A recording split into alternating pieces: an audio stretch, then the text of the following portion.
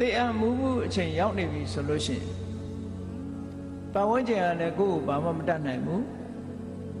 ကဲတင်နိုင်စွမ်းမရှိဘူးမြတ်စွာဘုရားက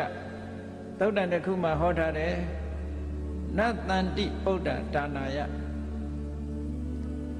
လောကမှာသေခြင်းတရားနဲ့ရင်ဆိုင်လာပြီဆိုလို့ရှိရင်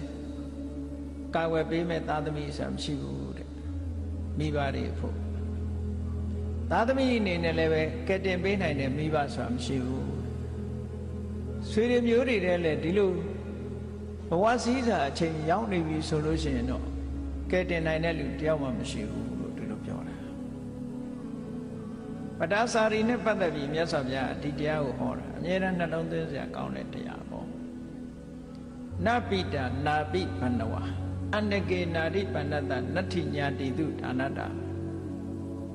သေခြင်းတရားလွှမ်းမိုးရောက်ရှိလာပြီဘဝစည်းစာတရားမှုမှုအချိန်ရောက်လာပြီဆိုလို့ရှိရင်ဘသူမှမတတ်နိုင်ပါဘူးတဲ့အကာအကွယ်မပေးနိုင်ပါဘူးအဲ့ဒီလိုအခြေအနေမျိုးဟာအင်မတန်မှဒီလိုပုဂ္ဂိုလ်မျိုးဟာတကယ်ကိုဒုက္ခိတလို့ခေါ်ရမယ့်အချိန်ပဲဘဝစည်းစာခရီးရောက်နေပြီဆိုလို့ရှိရင်တော့အင်မတန်မှသနာရမယ့်ပုဂ္ဂိုလ်ဒီအချိန်မှကရုဏာမထားနိုင်ဘူးဆိုလို့ရှိရင်ကရုဏာမထားတဲ့ပုဂ္ဂိုလ်ဟာရက်စက်တဲ့ပုဂ္ဂိုလ်ပဲဖြစ်မှာပေါ့ဒါကြောင့်မို့ဒီကနေ့စကိုင်းမျိုးသူမျိုးသားတွေ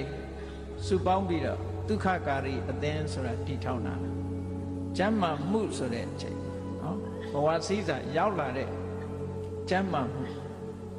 လူတွေကကျမ်းမာရေးနဲ့ကိစ္စနဲ့ပတ်သက်လာလို့ရှိရင်အသက်အန္တရာယ်ဟာအမှန်တမ်းနီးတယ်ပေါ့အသက်အန္တရာယ်နီးတယ်ဘာကြောင့်နီးတုံဆိုလို့ရှိရင်အချိန်မီဆေးရုံရောက်ရင်ရောက်မရောက်ရင်သေနိုင်တဲ့ယောဂမျိုးအသက်အန္တရာယ်နဲ့နေတာအချိန်မီလေးရောက်သွားလို့ရှိရင်လည်းအသက်ကိုကယ်တင်နိုင်လိုက်တဲ့အခါရှိတယ်ပေါ့အဲ့ဒီအခက်အခဲတွေကိုပြည့်လဲအောင်ဒီအခက်အခဲတွေတို့ဘယ်နည်းနဲ့ဖြေရှင်းရမလဲခက်ခဲတွေပြည့်လဲအောင်ဖြေရှင်းခြင်းနဲ့ဆိုတာကရုဏာပဲအဲ့ဒီလိုအခက်အခဲကြုံနေတဲ့ပုဂ္ဂိုလ်တွေအသက်ကိုလူနေရတဲ့အချိန်လေးမှာလိုအပ်တဲ့အကူအညီတစ်ခုကိုပေးလိုက်လို့ထိုပုဂ္ဂိုလ်အသက်ကိုကယ်တင်နိုင်လိုက်တယ်ဆိုရင်လည်းအလွန်ဝမ်းသာစရာကောင်းတဲ့ကုသိုလ်ကြီးတစ်ခုပဲကောင်းပြီဘဝရောက်လာရင်တော့လူတိုင်းဟာအဆုံးသတ်ကတော့သေခြင်းတရားပဲအဲ့ဒီသေခြင်းတရားနဲ့အဆုံးသတ်ပြီးဘဝဏီကုံချုပ်သွားပြန်ပြီဆိုလို့ရှိရင်လည်းပဲထိုပုဂ္ဂိုလ်အတွက်ကတော့သေဆုံးသွားတဲ့ပုဂ္ဂိုလ်အတွက်ကတော့ဘာမှသိနိုင်တဲ့အနေအထားမရှိတော့ဘူးဘဝအသစ်တစ်ခုကိုအစပြု